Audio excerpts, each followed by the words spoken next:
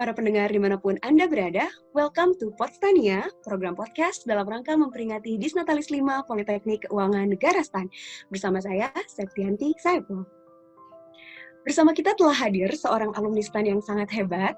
Beliau saat ini menjabat sebagai Kepala Subdit Statistik dan Analisis Laporan Keuangan di Direktorat Akuntansi dan Pelaporan Keuangan Direktorat Jenderal Perbendaharaan. Langsung saja kita sapa Ibu Meiling. Selamat siang Ibu Meiling. Selamat siang semua. Apa kabar Ibu? Baik. Semoga selalu senantiasa sehat ya Bu. Ya, terima kasih. Sebagai permulaan, mungkin saya ingin mengajak Ibu untuk bernostalgia sebentar. Setelah lulus dari STAN, Ibu melanjutkan pendidikan ke Universitas Indonesia. Kemudian Ibu juga melanjutkan S2 dan S3 di universitas yang sama, yaitu Waseda University di Jepang. Nah, kalau boleh tahu, dari ketiga kampus tersebut, mana yang paling bikin kangen, Bu, menurut Ibu? Baik, terima kasih untuk pertanyaannya ya. Saya jadi flashback nih, gitu. Karena saya lulus terakhir sekolah itu 10 tahun yang lalu. Buat saya, semua kampus itu berkesan. Semua kampus itu ngangenin, gitu. Masing-masing ada hal-hal yang selalu membuat saya ingin kembali ke kampus itu. Kalau bicara mengenai STAN, saya juga teringat dulu masa-masa kuliah di STAN, masa-masa dakdikdukser gitu ya, setiap kali perjuangan, masa-masa perjuangan di kos-kosan bareng teman-teman itu terus terang ngangen banget gitu ya. Dan mungkin itu juga salah satu alasan kenapa saya sampai saat ini masih mengajar di STAN, karena setiap kali saya kembali ke STAN itu juga saya selalu teringat kenangan-kenangan yang indah lah di waktu itu. Di Ada UI momen yang paling bikin kangen nggak, Bu? Momen paling bikin kangen?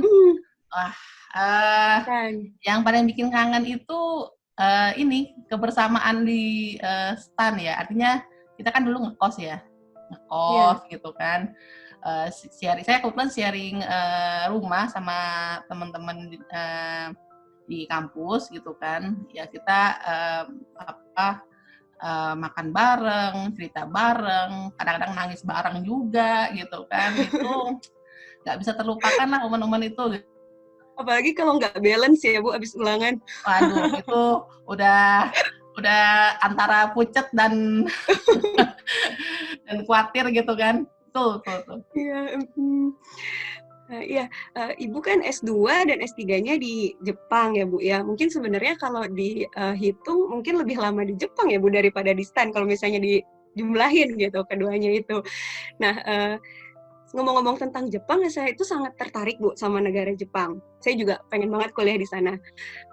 Ya, pertama karena saya suka sekali sama anime Jepang. Nah, selain karena itu juga saya kagum dengan negara Jepang yang sudah maju, tapi masyarakatnya masih menjunjung tinggi budaya mereka, gitu Bu. Nah, itu yang saya lihat di anime. Apakah memang betul seperti itu Bu di dalam kenyataannya? Memang betul seperti itu ya. Jadi masyarakat Jepang itu dari sejak kecil itu sudah ditanamkan nilai-nilai budaya baik oleh keluarga maupun oleh sekolahnya gitu ya. Jadi kita banyak melihat misalnya mereka itu menggunakan kostum nasional mereka pada saat mereka pertama kali masuk sekolah gitu kan.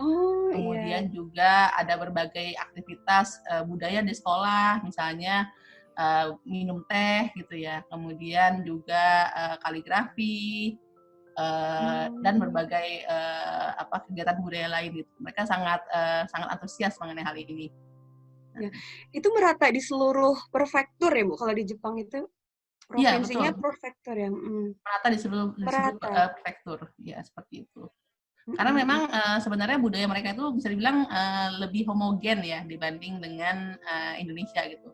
Kalau kita datang ke misalnya Hokkaido, kemudian ke Tokyo, kemudian ke Kyushu, memang ada perbedaan gitu. Tapi secara umum budaya itu bisa dikatakan mirip. Lebih mirip ya. Nah, negara yang masih menjunjung tinggi budayanya di tengah kemajuan yang sudah dicapainya itu memang luar biasa. Nah, tapi tadi yang Ibu bilang kan kalau Jepang lebih homogen. Nah, saya itu sebetulnya kagum juga sama negara kita, Bu, negara Indonesia yang uh, itu punya beragam budaya, tapi tetap memegang teguh semboyan Bhinneka Tunggal Ika.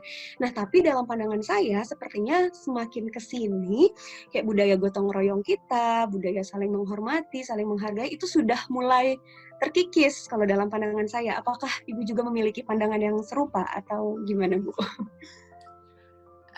Sebenarnya kalau menurut saya, memang kalau kita melihat perkembangan globalisasi ya, ada pengaruh-pengaruh budaya-budaya luar yang masuk ke Indonesia.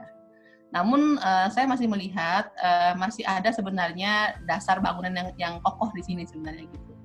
Kita masih banyak praktek-praktek di tanah air ini yang masih menjunjung tinggi budaya-budaya tersebut, gitu ya. Misalnya kalau gotong royong saya juga melihat di beberapa daerah masih menjunjung tinggi gotong royong. Memang kalau di kota besar ya, saya pikir di banyak negara juga sama ya. Kota besar itu cenderung lebih individualis. Individual. Tapi secara pribadi gitu, saya melihat masih banyak warga negara Indonesia itu yang masih menjunjung tinggi nilai-nilai kebudayaan yang ada di Indonesia ini. Ya. Kalau misalnya kita berbicara tentang perbedaan daerah gitu, perbedaan suku atau perbedaan etnis. Nah, kalau saya boleh tanya ya Bu, apakah Ibu pernah mengalami diskriminatif atas perbedaan etnis di Indonesia, atau mungkin ketika di Jepang gitu Bu pernah mengalami hal yang serupa atau gimana Bu? Kalau masalah itu sebenarnya pernah beberapa kali. Dari sejak kecil juga terkadang yang namanya anak-anak ya, anak-anak tuh kalau berantem itu kan kadang-kadang suka melontarkan kata-kata yang ini ya, yang iya betul Bu. Mungkin maksudnya ini aja sih, hanya karena berantem aja gitu kan. Tapi saya sih melihat sebenarnya itu apa istilahnya ya, itu sebenarnya masalah yang kita wariskan sebenarnya dari zaman penjajahan dulu gitu sebenarnya. Dulu kan zaman penjajahan itu ada niat untuk memecah belah gitu ya antara berbagai suku di Indonesia, dan penjajah itu menanamkan mungkin suku lain ya didomba dengan suku lain gitu. Terkadang itu yang masih diturunkan dan dibawa dari generasi ke generasi gitu, sehingga kadang ada stigma-stigma yang mungkin sebenarnya nggak benar gitu, yang terus terbawa ke berbagai generasi. Dan itu juga dipengaruhi kalau menurut saya oleh tingkat pendidikan dari orang tersebut. Saya sendiri juga ada beberapa pengalaman lucu ya yang saya alami juga gitu. Terus terang, saya itu mulai mengenal istilah kebinekaan itu sejak saya masuk STAN sebenarnya. Saya itu STAN yang mengajarkan ya Bu? Iya, sebelum saya masuk STAN, saya itu selalu bersekolah di swasta. Sekolah swasta kan cenderung homogen ya, saya belum terlalu banyak berinteraksi dengan berbagai suku bangsa di Indonesia gitu. Tapi begitu saya masuk STAN, saya langsung bisa berinteraksi dengan berbagai teman-teman dari berbagai daerah. Dari yang terpencil sampai yang di kota itu saya temui di STAN. Jadi terus terang pengalaman saya di STAN gitu ya, itu banyak membentuk saya gitu. Terutama paradigma saya mengenai kebinekaan. Saya melihat di situ dan di situ saya juga baru terbuka bahwa sebenarnya kita tuh di Indonesia sebenarnya tuh sangat open terhadap satu sama lain gitu. Terutama orang-orang yang sudah paham gitu mengenai isu-isu kebinekaan ini. Nah, saya juga dulu pengalaman mungkin tahun 98 ya, ada kerusuhan itu. Mm-mm. Itu saya benar-benar merasa apa ya, merasa sangat apa ya, kuat gitu persaudaraan saya dengan teman-teman di STAN itu. Waktu itu tahun 98, saya tuh kejadiannya saya masih di kampus. Ya. Saya tinggal di PJMI waktu itu. Ngontrak bareng sama teman-teman. Teman-teman ini ada kakak kelas, ada adik kelas gitu kan. Ada berbagai suku juga di situ. Nah, kita tuh akrab banget gitu ya di situ. Nah, waktu hari kejadian itu ada isu bahwa komplek PJMI mau diserbu katanya. Wah, yang mau nyerbu itu siapa, Bu? Nah, katanya nggak tahu siapa, pokoknya ada masa. Kan waktu itu juga di sekeliling PJMI di beberapa apa namanya toko-toko kelontong gitu ya, itu sudah dijarah gitu katanya. Nah, jadi yang berikutnya masa ini akan bergerak ke PJMI katanya. Ini dengan isu ya, nggak tahu benar atau enggak, tapi beritanya begitu nyampe ke kami. Terus masa itu sudah bawa senjata tajam katanya. Nah, jadi waktu kami dengar berita itu, terus terang kami semua sangat ketakutan gitu ya. Ini bagaimana ini? Apalagi kami semua satu rumah tuh perempuan semua. Yeah. Nah, terus dan dari semua teman-teman itu, mereka semua paling khawatir dengan saya gitu. Wah, ini ada satu orang ini yang lebih mengkhawatirkan daripada kita semua ini gitu kan. Bagaimana ini apa namanya supaya kita bisa selamat semua gitu. Nah, akhirnya bahkan ada yang terpikir begini, bagaimana kalau kita ngumpetin si Meling ini ke dalam gentong aja katanya, gentong air. Jadi nanti kalau masa datang supaya nggak ketemu gitu ya, Bu? Nggak ketemu, kita masukkan gentong air dulu aja sementara waktu gitu. Terus gimana, Bu, itu? Jadi kita tuh udah nangis bareng waktu itu kan, udah tengah-tengah kekhawatiran, doa bareng bahkan gitu kan.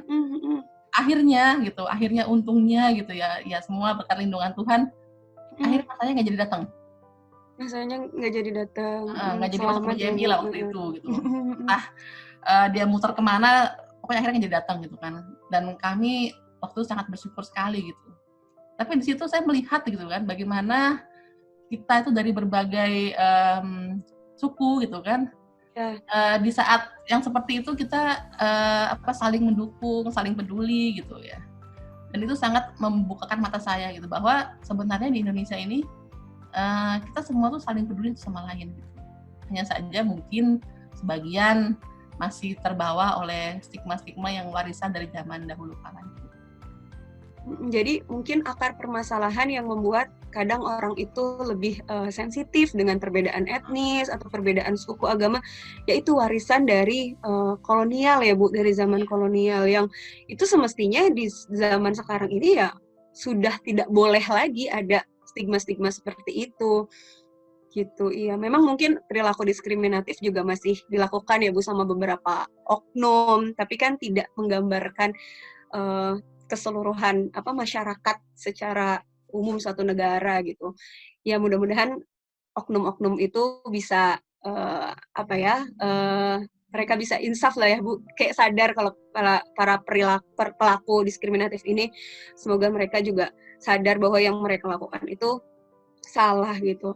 Ya sih, Bu, saya juga punya kayak kenangan ketika di STAN. Saya kan dari Sunda ya, Bu. Jadi awal-awal kalau saya ngomong itu agak berlogat, Bu. Jadi ada logatnya, kamu Sunda ya kayak gitu. Tapi awal-awal saya merasa kok orang STAN rasis ya gitu. Tapi ternyata tidak seperti itu. Setelah semakin kenal, oh mungkin mereka itu kayak cuman ingin lebih dekat gitu, Bu, tapi caranya ya gitu, dengan kamu suka apa sih gitu, cara ngomong kamu kok kayak gitu logatnya, jadi lebih kayak mereka berusaha mendekatkan diri gitu.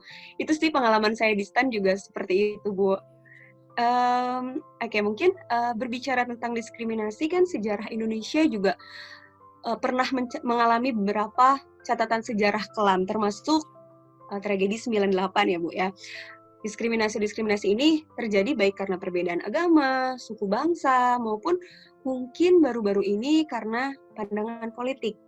Tapi dibandingkan dengan masa lalu, menurut Ibu apakah kondisi kita saat ini itu sudah lebih baik atau sebetulnya malah lebih baik ketika zaman Ibu waktu berkuliah gitu? Dalam pandangan Ibu seperti apa? Baik, terima kasih. Kalau menurut saya di masa sekarang sudah jauh lebih baik dibanding dulu gitu ya. Kita sekarang punya kebebasan lebih untuk mengekspresikan diri kita masing-masing ya, untuk semua suku secara semua latar belakang ya, secara sama gitu. Itu sih yang saya rasakan gitu kan. Termasuk juga di tempat saya bekerja, saya merasa latar belakang baik suku, agama, ras itu sudah bukan menjadi pertimbangan gitu ya pada saat dilakukan pengambilan kebijakan. Iya. Dan dalam kehidupan sehari-hari pun saya melihat lingkungan sekitar, tetangga, teman gitu kan. Terutama mungkin tetangga itu mereka tuh lebih baik, lebih welcome gitu ya. Kebetulan saya sendiri di dalam keluarga saya sendiri saya juga juga punya beberapa anggota keluarga yang berasal dari suku yang berbeda gitu ya. Saya punya tante juga yang dari suku Jawa gitu kan.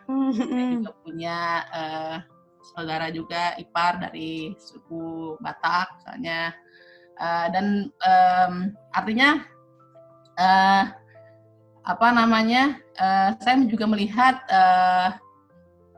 apa yang kami rasakan di keluarga juga semakin kesini juga semakin baik gitu. Karena memang nggak bisa dipungkiri apa yang suasana di luar gitu karena ada juga mempengaruhi kebersamaan dalam keluarga gitu ya. Jadi intinya kalau saya lihat sih sudah semakin baik dari waktu ke waktu sih. Oh iya, tadi Ibu sedikit menyinggung di dunia kerja. Kalau di dunia kerja itu sekarang juga sudah tidak memperhitungkan masalah suku, bangsa gitu ya Bu. Nah, kalau sebagai aparatur sipil negara, kalau pandangan saya, ketika saya baru pertama kali masuk, itu memang kami tuh cenderung berkelompok dengan orang yang satu suku atau satu daerah atau malah satu alma mater Bu. Jadi kan anak STAN ini juga banyak dikenal kok kayaknya mereka ngelompok dengan kelompok mereka aja gitu ketika bekerja. Nah, kalau pandangan Ibu seperti apa yang Ibu alami atau yang Ibu lihat? Ya, kalau menurut saya memang itu satu hal yang manusiawi kalau menurut saya gitu. Saya sendiri juga begitu, misalnya waktu di Jepang, saya setiap kali ketemu orang Indonesia, saya tuh senangnya luar biasa gitu kan. Misalnya lagi jalan di mana, atau tahu-tahu dengar ada yang bicara bahasa Indonesia gitu, saya tuh senangnya luar biasa gitu. Karena itu saudara gitu ya Bu. Gitu kan, akan tanah air saya gitu kan. Nah, saya juga merasa itu mungkin juga demikian gitu ya. Misalnya di kampus dulu mungkin orang Jawa lebih senang dengan orang Jawa bicara dalam bahasa Jawa gitu. Kenapa? Iya betul Bu. Karena mengingatkan akan kampung halamannya gitu kan, akan keluarganya, rasa feel-nya itu mungkin agak berbeda kalau bicara dalam bahasa Indonesia gitu kan. Jadi kalau saya pribadi sih menurut saya itu manusiawi gitu. Kemudian misalnya kita kalau sama lulusan STAN gitu kan, kita senang gitu kalau ketemu sama lulusan STAN misalnya. Tanya tahun berapa lulusnya gitu kan, terus cerita, oh dulu kenal nggak bapak A, bapak B, dosennya si A, seperti ini gitu. Jadi mengingatkan kita akan sesuatu yang indah gitu, entah memori masa lalu atau kampung halaman kita. Namun mungkin yang perlu diperhatikan adalah jangan sampai hal itu jadi mengkotak-kotakan kita gitu. Artinya kita tetap bisa membalancekan antara tadi keinginan berinteraksi dengan suku atau satu alma mater yang sama dengan kita, tapi juga tidak melupakan bahwa di luar sana juga ada saudara kita yang berbeda. Tapi inilah indahnya kebinekaan sebenarnya kan, indahnya keberagaman. Iya, betul Bu. Tapi memang itu kadang terjadinya di alumni-alumni yang baru masuk aja sih Bu. Mungkin mereka belum beradaptasi ya, tapi ketika seiring berjalannya waktu, semakin lama mereka di kantor tersebut, ya saya lihat sih lebih berbaur gitu dengan siapapun gitu. Iya, Iya. biasanya kan kalau masuk STAN itu kan baru SMA ya. SMA itu kan Iya. masih ya proses pertama kali keluar dari rumah, jauh dari keluarga gitu kan. Betul. Tentunya mereka Iya. masih lebih nyaman gabung dengan teman-teman yang sekampung halaman. Dan memang betul, begitu masuk kerja, ya kita udah apa namanya, tidak lagi sudah dewasa dan sudah tidak lagi Iya. terlalu apa namanya, mengkaitkan dengan ya mungkin memang masih kangen kampung halaman masih juga gitu ya, Masih, tapi iya Bu. udah lebih bisa bersikap lebih dewasa lah gitu. Ya. Ya. Nah, kalau di tengah COVID-19 ini Bu, saya kan melihat rasa persatuan dan gotong royong kita ini diuji Bu, tengah diuji. Saya melihat banyak orang yang tulus menolong sesamanya itu yang terdampak COVID tanpa melihat warna kulit atau asal daerah. Nah, apakah menurut Ibu wabah ini menjadi perekat persatuan kita yang lebih merekatkan lagi gitu Bu? Atau memang ini ada tantangan tersendiri yang dalam pandangan Ibu gitu, tantangan COVID-19 terhadap persatuan kita? Saya melihat di satu sisi memang betul COVID-19 ini menjadi salah satu alat perekat ya. Kenapa? Karena biasanya dalam bencana, dalam kesedihan gitu ya, kita tuh lebih bersatu biasanya gitu. Iya. Karena Iya ya, namanya Bu. bencana tidak melihat lagi latar belakang, suku, agama, Betul. tidak lagi gitu. Semua ya sama aja, kalau kena ya kena gitu ya. Tapi terkadang memang bencana itu ada apa namanya, ada hal positif juga gitu. Artinya terkadang dalam bencana itu kita kontemplasi gitu kan, kita melihat orang lain itu posisi sama dengan kita, sama-sama menderita. Akhirnya kita saling bantu gitu kan, saling bantu, saling support gitu ya. Saya juga melihat di masa COVID ini bantuan itu mengalir dari berbagai pihak untuk berbagai pihak, tidak ada eksklusivitas gitu ya.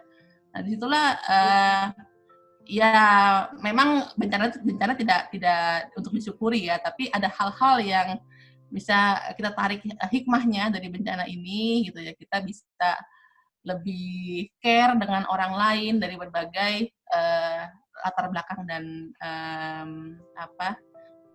suku atau agama gitu. Ya. Kalau sebagai aparatur sipil kan Ibu, ada tidak sih Bu apa yang bisa kita lakukan lebih gitu untuk lebih menunjukkan bahwa kita ini betul-betul menjunjung Bhinneka Tunggal Ika? Kalau dari saya sih yang pertama adalah kita tentunya bekerja sebaik-baiknya gitu ya, itu paling penting gitu ya. Bekerja sebaik-baiknya, berusaha berkontribusi menunjukkan integritas kita.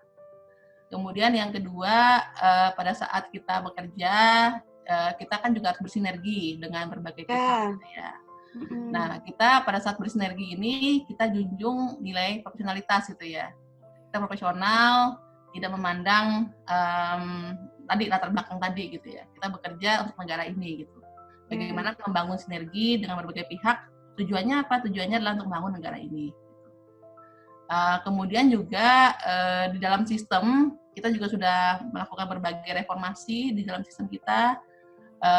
Untuk sistem juga kita sekarang lebih berbasis merit gitu ya, berbasis kinerja gitu kan. Jadi kinerja itulah yang akan menjadi dasar pertimbangan dalam pengambilan berbagai kebijakan di ASN ini. Mungkin itu. Baik. Ibu kan sudah bekerja sejak lulus dari STAN, itu kan Ibu langsung bekerja ya Bu ya. Nah Ibu sudah mengalami beberapa kali pergantian kepemimpinan presiden. Nah adakah perbedaan yang Ibu rasakan terkait kebinekaan tentunya pada tiap-tiap kepemimpinan kepala pemerintahan kita Bu? Kalau menurut saya, setiap pimpinan itu punya kebijakan mengenai kebinekaan. Artinya mereka semua, beliau-beliau itu adalah pendukung kuat dari kebinekaan Indonesia. Tapi dengan kebijakan masing-masing tentunya gitu. Nah, mungkin kalau diambil misalnya yang paling mungkin yang paling berkesan gitu ya mengenai kebinekaan buat saya pribadi adalah misalnya Pak Gus Dur gitu ya. Yang Pak Gus Dur itu banyak kebijakan-kebijakan yang pro kebinekaan. Gitu ya. Misalnya penetapan Hari Raya Imlek sebagai hari libur nasional gitu kan.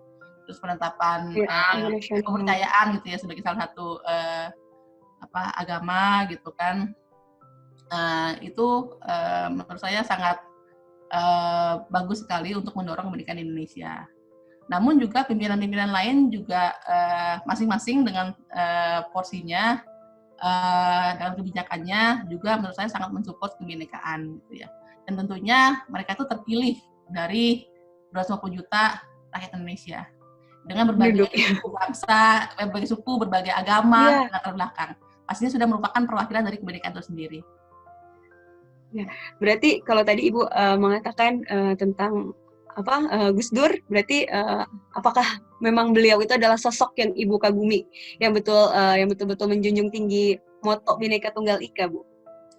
Kalau sosok sih menurut saya banyak di Indonesia sebenarnya yang sangat mendukung kebinekaan gitu ya. Mulai dari pimpinan tertinggi kita, pimpinan di Kementerian Keuangan juga, bahkan mungkin sosok-sosok yang orang-orang biasa gitu ya. Buat saya, keluarga saya juga, orang-orang sekitar saya, teman-teman saya, mereka semua sosok-sosok yang sangat mendukung kebinekaan. Jadi kalau buat saya, mereka itulah pahlawan kebinekaan. Jadi tidak hanya para pimpinan, tapi kita semua gitu. Karena itu tidak mungkin terwujud kalau hanya didorong oleh pimpinan, tapi perlu disupport oleh seluruh rakyat Indonesia gitu, termasuk seluruh rakyat Indonesia. Termasuk kita ya Bu, kita harus jadi pahlawan kebinekaan. Iya. Nah, makanya dibuat podcast ini Bu. Kita akan menyebarkan semangat kebinekaan kepada seluruh orang yang mendengar podcast ini. Nah, mungkin pertanyaan-pertanyaan terakhir nih, saya ingin meminta pesan-pesan Ibu. Kalau yang pertama, mungkin terkait kita tahu bahwa mahasiswa STAN setelah lulus akan ditempatkan di seluruh Indonesia. Bahkan mungkin di daerah yang kita tidak pernah dengar sebelumnya gitu. Mereka akan menemukan wujud nyata dari kata bineka. Nah, terkait hal ini, apakah ada pesan Ibu kepada mahasiswa-mahasiswa yang masih kuliah di STAN saat ini? Memang ini ya salah satu hal gitu ya. Salah satu hal kalau kita bekerja di Kementerian Keuangan adalah kita siap untuk ditempatkan di mana saja. Di mana saja. Ya. Memang mungkin tidak semua orang senang dengan hal ini gitu ya. Ada mungkin beberapa yang berjiwa petualang gitu ya. Bahkan sampai ditempatkan di ujung sana tuh semangat gitu.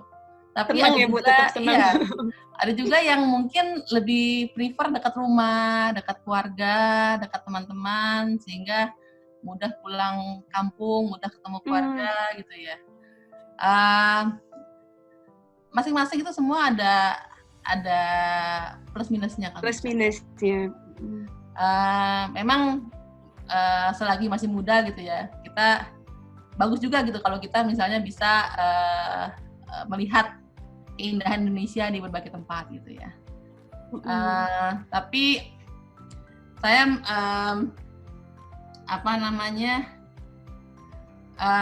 saya berpikir mudah-mudahan kita semua bisa gitu menerima kebijakan ini dengan lapang dada gitu ya, karena ini adalah bagian dari pengabdian kita gitu. Ya dimanapun kita berada, disitulah kita mengabdi dengan sepenuh hati gitu. Dan pastinya itu tidak untuk selamanya kita di situ gitu ya.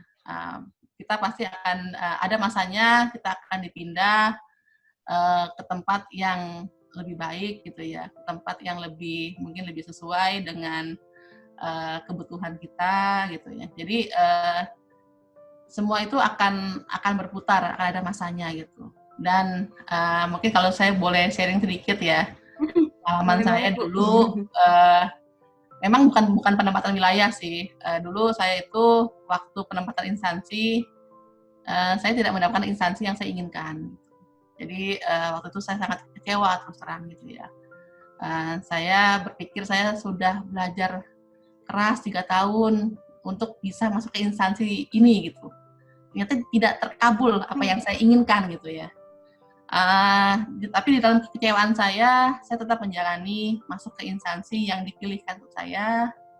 Kemudian di sana ya saya bekerja dengan sebaik-baiknya, dan ternyata setelah saya bekerja dengan sebaik-baiknya, saya bisa memperoleh beasiswa lebih cepat gitu ya. Artinya mungkin kalau teman-teman harus nunggu 3A dulu di instansi lain, saya waktu itu masih 2D, sudah bisa Udah berangkat. bisa. Iya. Jadi saya Oh. pulang S2 itu masih 2D gitu, karena saya belum penyetaraan waktu itu. Belum penyetaraan. Oh, belum Iya, apa Bu namanya UPKP ya UPKP waktu itu? 5. Saya belum UPKP 5 Ah. waktu itu, tapi sudah berangkat S2. Mm. Di situ saya bersyukur, artinya gini, di balik kekecewaan kita gitu, saya yakin di balik itu ada hikmahnya gitu ya. Ada suatu rencana yang indah gitu ya, yang mungkin sudah ditentukan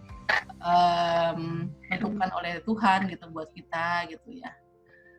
Memang sekarang kita mungkin nggak paham gitu ya apa maksudnya dari semua ini gitu, tapi suatu saat gitu ya kita akan paham, dan pastinya ada hal yang baik dari apapun yang kita alami di saat ini gitu.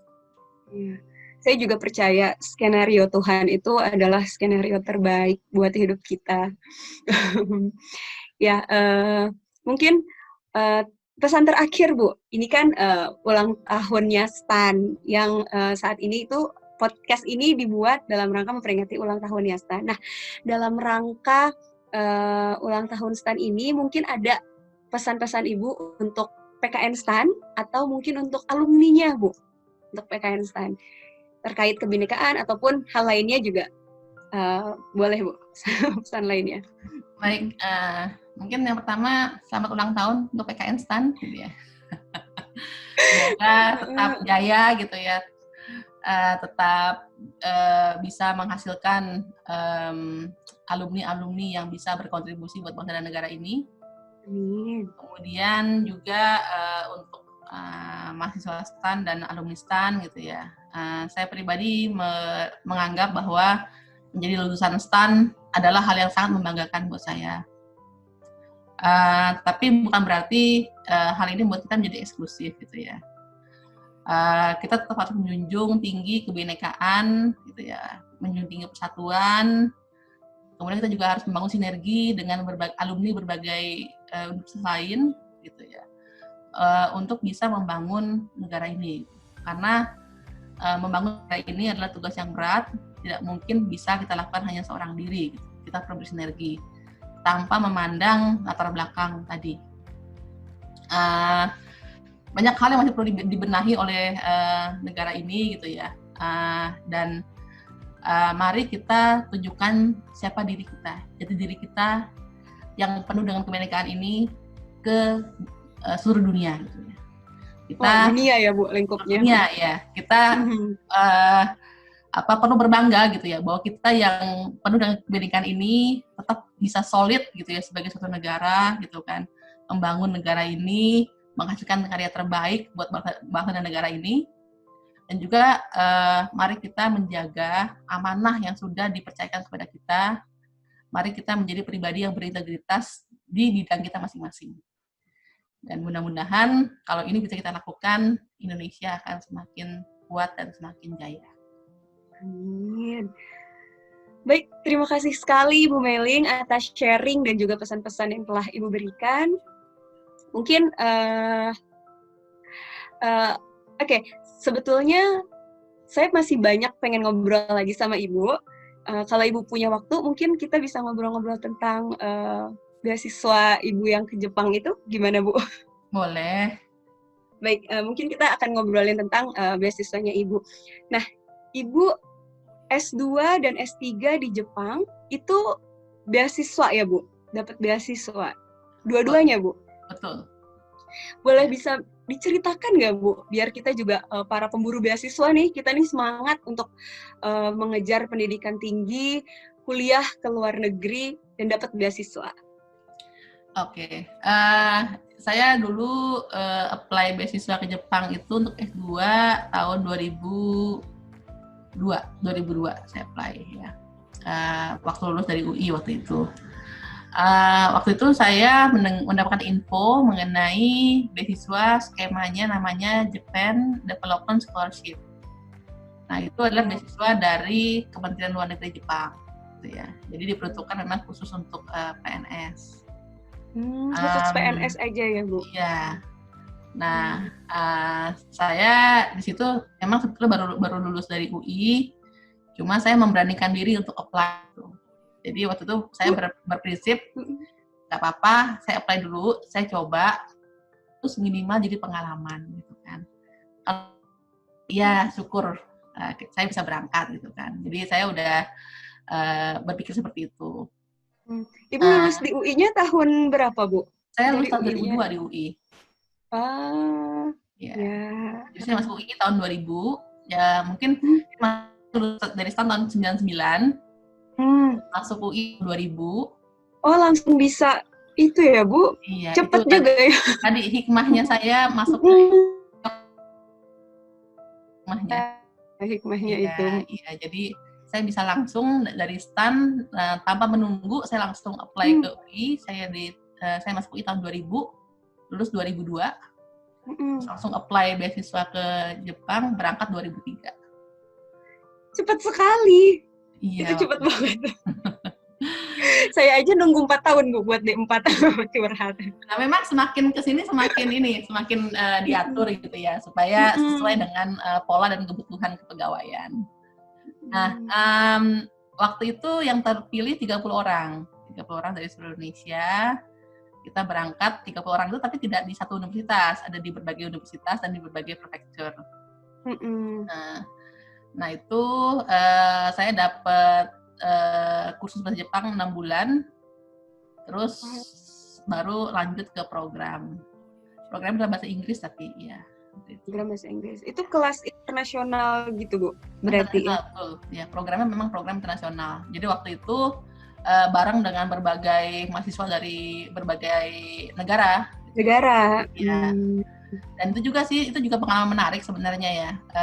Menurut saya kalau kita kuliah di luar negeri, kita bisa berinteraksi dengan orang dari berbagai negara gitu ya. Kita dapat pengalaman, dapat pengetahuan, dan dapat jadi lebih paham juga arti kebinekaan gitu ya. Karena kita hanya bertemu dengan orang-orang satu negara, tapi dengan berbagai negara lain gitu, yang berbeda juga pemikiran dan sudut pandangnya. Tapi ketika di sana mereka rasa saling menghargai, rasa saling menghormatinya itu tetap ini ya Bu, tetap terjaga ya Bu ketika Ibu berkuliah? Iya. Kebetulan tadi di Jepang itu adalah negara yang sangat menghormati hak pihak lain, gitu ya. Mereka tuh sedemikian rupa bagaimana caranya supaya tidak mengganggu atau tidak merugikan orang lain. Gitu ya. Dan ini tentunya akhirnya diikuti oleh semua orang yang tinggal di Jepang, baik orang Jepang maupun orang asing, gitu kan. Karena kan mereka harus hidup sesuai dengan aturan yang ada di Jepang. Jadi saya juga melihat dan belajar juga bagaimana orang Jepang itu bisa menghargai orang asing gitu ya, bisa menghargai berbagai turis yang ada di Jepang. Itu waktu S2 ya Bu? Kalau beasiswa S3-nya Ibu mungkin bisa sedikit. Waktu S3, waktu itu saya pulang dari Jepang kan 2005 ya. Kemudian saya apply beasiswa Mobuso namanya. Nah beasiswa ini dari Kedutaan Besar Jepang. Kalau di Jepangnya itu dari Kementerian Pendidikan dan Kebudayaan. Nah setiap tahun Kementerian Pendidikan dan Kebudayaan Jepang ini menyediakan beasiswa baik untuk S1, S2, dan S3. Nah, saya apply langsung ke kedutaan besar Jepang waktu itu, dan kebetulan diterima. Kemudian tahun 2007 saya berangkat untuk S3 saya. 2007 berangkat. Cepet Iya. banget ya Ibu, ya ampun, saya jadi pengen. Ya, kebetulan waktu itu tadi hikmahnya tadi itu Ya, kan, hikmah ya Bu, iya hikmahnya bisa hikmahnya. sekolah tepat ya. Coba. Ibu kan berarti sudah beberapa tahun di Jepang. Itu membuat Ibu jatuh cinta nggak Bu sama negara Jepang? Ya, Jepang itu menurut saya salah satu negara yang sangat sangat aman ya menurut saya. Yang pertama, yang kedua juga sangat menghargai juga kebinekaan. Ya, pertama terhadap orang-orang asing tadi ya, dan hak orang-orang lain gitu. Yeah. Kemudian pelayanannya sangat bagus, pelayanan di Jepang gitu ya. Bagaimana mereka menganggap customer itu adalah seorang yang harus dihormati. Iya. Misalnya nih kita belanja itu hanya lihat-lihat aja, kita keluarnya itu diterima kasihin gitu. Makasih udah datang ke toko kami. Walaupun gitu ya. cuma Walaupun cuma lihat dan mungkin bikin berantakan toko itu gitu ya. Iya. Sudah diterima kasihin gitu. Jadi memang sangat bagus sekali, standar hidupnya juga bagus. Ya, mereka ada asuransi untuk kesehatan secara nasional. Jadi kalau kita berobat itu ke rumah sakit dan ke dokter gigi misalnya tuh dapat asuransi, dan kalau untuk pelajar itu sangat murah asuransinya. Ya. Nah, jadi dengan berbagai kondisi itu terus terang saya cukup betah di Jepang waktu itu, dan mungkin kalau boleh gitu ya, saya ingin menganggap Jepang sebagai apa istilahnya kayak kampung halaman kedua saya gitu. Negara kedua, kampung halaman. Negara kedua Indonesia aja. Oh ya. Kampung halaman gitu kan. Kampung halaman. Tapi tetap yang nomor satu Indonesia ya Bu? Oh iya, tentu Indonesia nomor satu. Itu negara Indonesia saya, kampung halaman saya. Tapi Jepang itu saya selalu anggap sebagai kampung halaman kedua dalam hati saya. Jadi kalau di bahasa Jepang itu ada istilahnya kokoro no furusato, ya. Kampung halaman di dalam hati, di hati saya gitu. Ya, jadi ya itu saya 6 tahun di Jepang itu memang merasa seperti di kampung halaman sendirilah gitu. Wah, luar biasa sekali Ibu. Sungguh sangat menginspirasi. Mudah-mudahan juga semua orang yang mendengarkan juga ikut terinspirasi dan tergerak untuk saling menjunjung tinggi kebinekaan, dan juga mendengar cerita Ibu tentang beasiswa kuliah, semangat Ibu belajar di luar negeri, itu juga mudah-mudahan bisa menginspirasi kami untuk meneruskan pendidikan sampai jenjang yang tertinggi. Pokoknya seperti itu. Terima kasih sekali Bu Meling atas sharing dan juga pesan-pesan yang telah Ibu berikan. Mungkin udah ya, Haidar? Gimana? Haidar? Iya, udah Kak, bisa ditutup aja. Oke, sip. Terima kasih banyak Ibu Meling. Terima kasih. Terakhir, dan untuk para pendengar, saya percaya bahwa tugas kita lah untuk melestarikan dan tetap menghidupkan semboyan Bhinneka Tunggal Ika. Mari kita bersatu, hentikan diskriminasi, saling menghormati, bergotong royong, bersama membangun Indonesia menjadi tempat yang lebih baik untuk kita tinggali. Saya Safety, undur diri dan sampai bertemu di lain kesempatan. Mungkin itu Ibu, terima kasih banyak. Terima kasih.